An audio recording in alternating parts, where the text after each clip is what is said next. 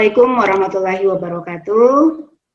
Alhamdulillahirrabbilalamin. Puji syukur kita panjatkan kehadirat Allah Subhanahu wa Ta'ala, nikmat dan karunia-Nya.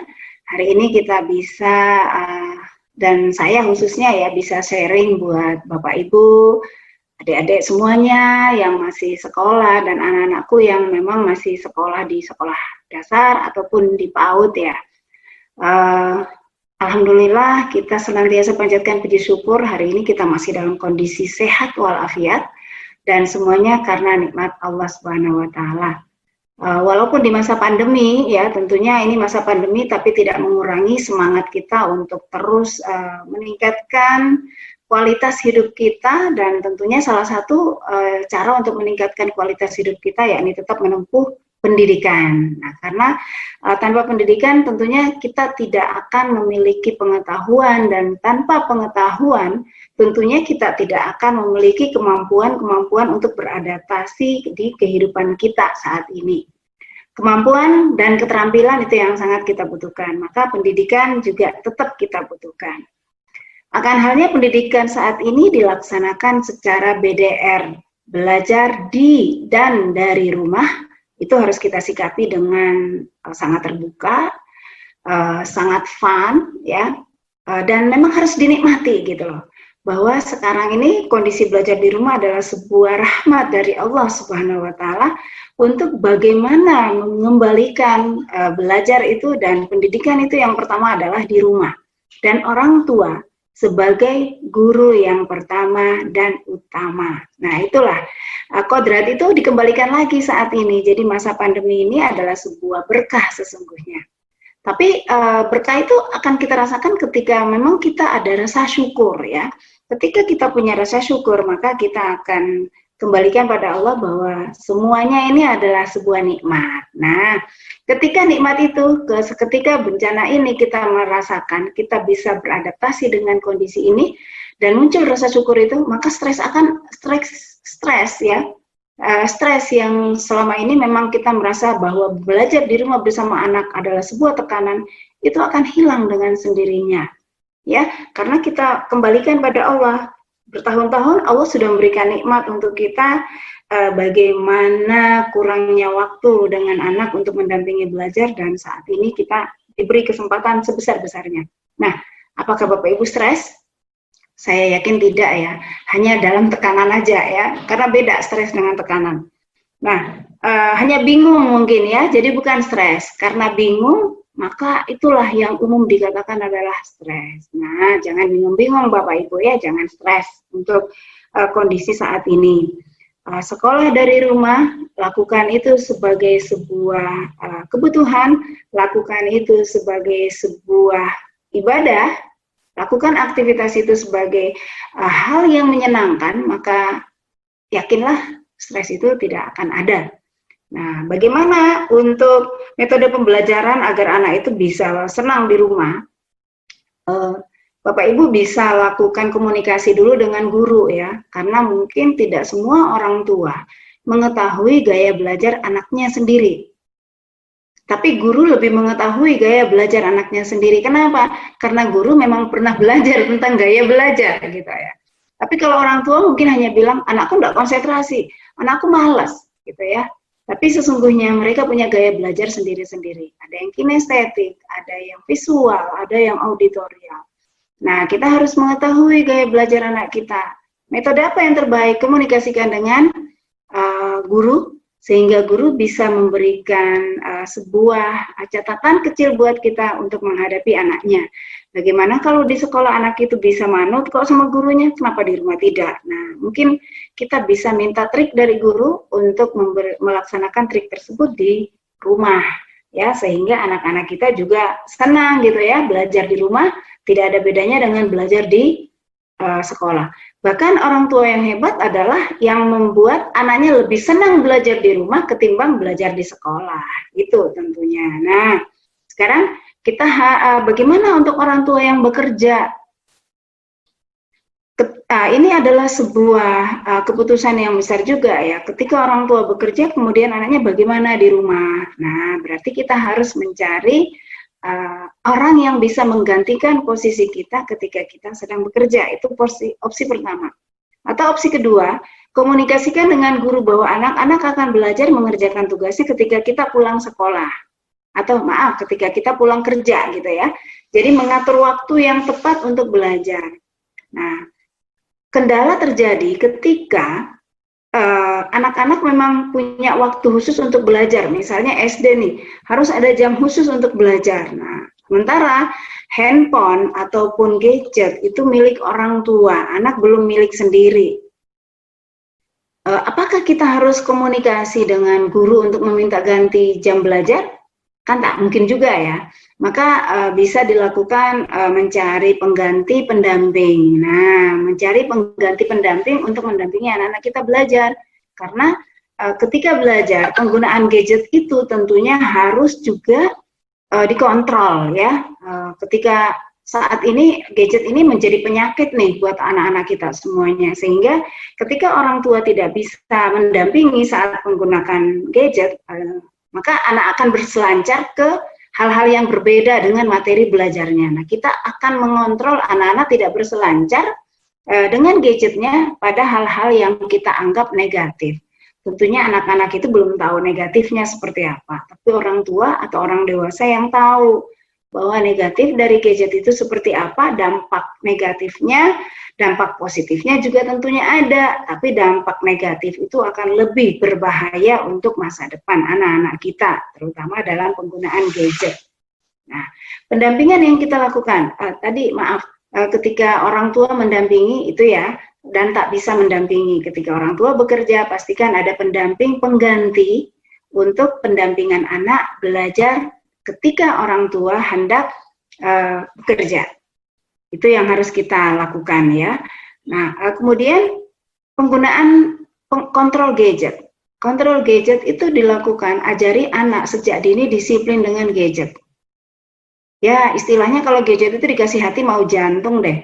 Anak-anak itu kalau hanya dikasih gadget begitu saja, udah mereka akan ada perubahan perilaku tentunya ya, yang emosional, yang omongannya sudah bisa dikatakan udah tidak adanya kesopanan, adanya moral, kekurangan moral dan perilaku negatif, perilaku negatif itu bisa saja terjadi ketika gadget itu tidak dikontrol.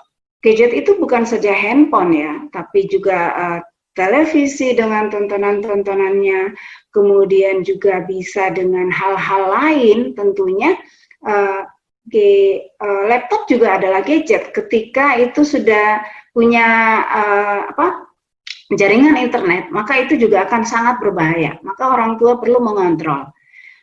Apakah boleh kita memberikan gadget untuk anak-anak bermain game? Boleh, tapi kita punya waktu dan hari, ya. Jadi jangan biarkan anak bermain gadget lebih dari sejam sehari. Kenapa? Itu akan menghancurkan konsentrasi anak dan akan merubah perilaku atau emosi. Anak-anak boleh kita kasih gadget, tapi kita juga harus mengontrol apa yang dimainkan anak-anak ya. Jika memang perlu, kita akan bisa memeriksa handphone. Orang tua wajib memeriksa handphone anak. Bukan memberikan tanpa tahu apa yang dilihat oleh anak, apa yang dimainkan oleh anak.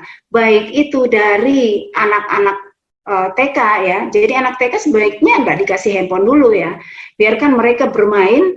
Kalau anak TK ya, anak TK itu nggak perlu dikasih handphone dulu.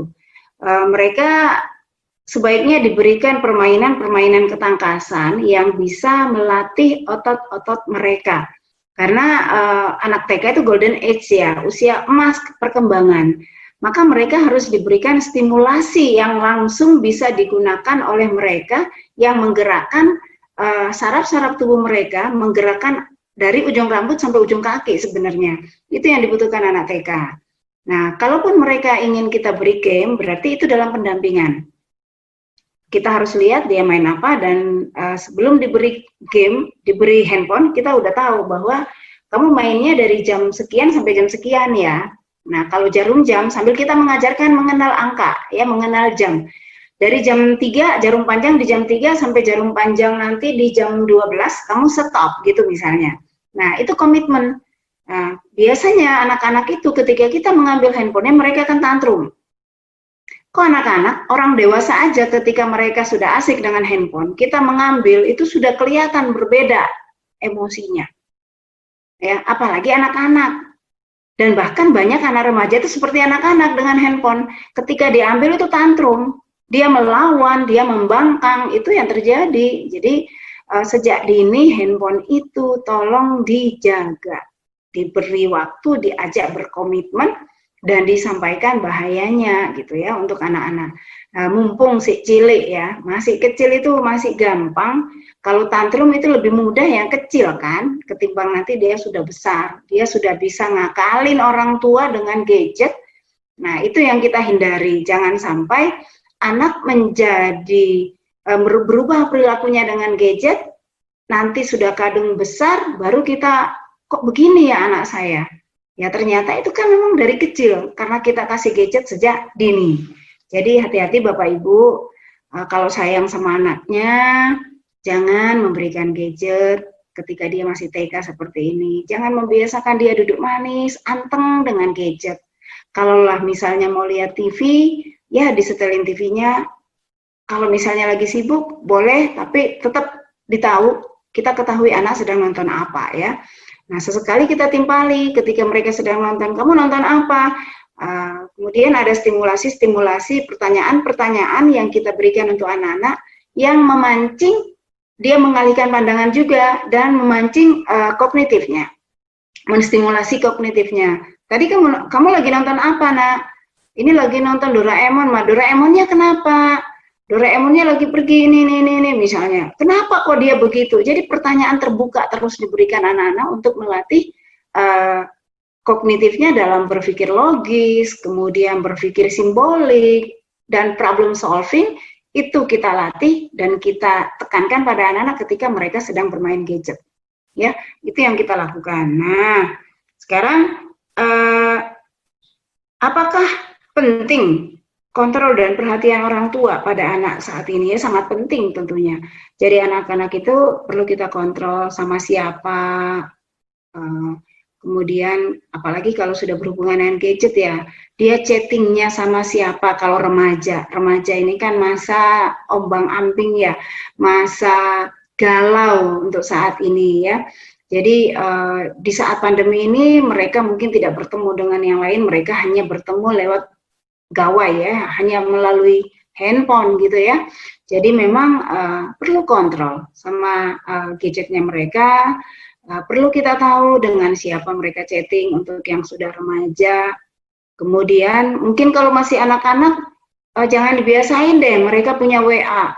Yang sadis sekarang tuh masih kecil-kecil ya, parah sekarang nih. Masih kecil sudah punya grup WA, masih kecil sudah bisa video callan dengan mereka punya akun sendiri, itu hindari gitu loh. Nah, jadi biarkan mereka akunnya dengan orang tua, numpang di akun orang tua sehingga orang tua tahu dengan siapa dia komunikasi ya. Jadi perlu. Jadi jangan sampai waktu dengan keluarga itu hilang hanya karena gadget. Masing-masing sibuk dengan gadgetnya. Kita bisa lihat saat ini sudah mulai kafe-kafe dibuka, warung-warung dibuka, rumah makan dibuka. Tapi ketika kita ngontrol, coba mungkin bisa lihatlah, masih tetap mau makan, semuanya mengeluarkan handphone, ya semuanya saling membaca pesan-pesan yang ada di handphone mereka.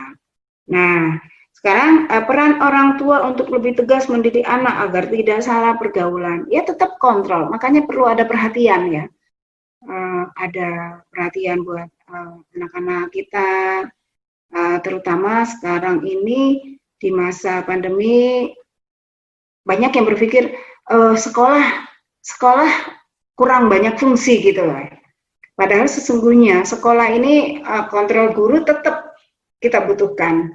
Jadi biasakan memang orang tua tetap komunikasi dengan guru dalam kondisi pandemik ini, karena guru juga bisa berkomunikasi, pesan-pesan moral guru itu masih didengerin anak. Tapi apapun itu, anak itu adalah tanggung jawab orang tua, bukan tanggung jawab siapa-siapa. Ajarkan anak bertanggung jawab pada dirinya sendiri sejak dini, karena sampai kapan kita harus mengontrol mereka. Apalagi kalau sudah SMA ya, harusnya kita sudah latih untuk bertanggung jawab. Mereka bertanggung jawab dengan perbuatan mereka, mereka bertanggung jawab dengan keputusan-keputusan mereka, sehingga jangan sampai nanti di kemudian hari terjadi hal-hal yang tidak kita inginkan, barulah kita yang disalahkan sebagai orang tua. Tapi anak itu diajarkan tanggung jawab sejak dini, ya. Boleh kita tegas, ya, karena apa? Zaman sekarang anak kalau tidak kita beri ketegasan, kita kontrol, maka mereka akan lepas kontrol. Kita buat komitmen, misal kalau kamu keluar maghrib sudah di rumah deh.